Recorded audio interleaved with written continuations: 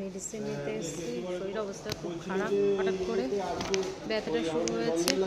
তো দেখো ওষুধের দোকানে চলে এসেছি, এই জন্য ভিডিও দিতে পারিনি।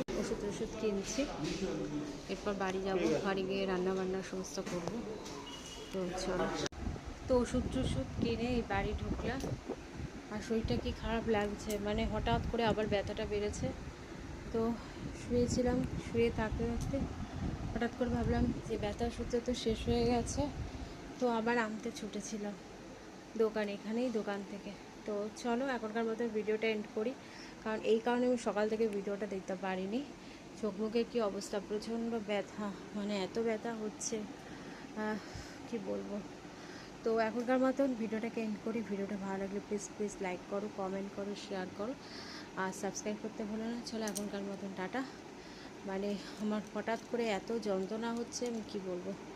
তো চলো এখন রেস্ট নিই, টাটা।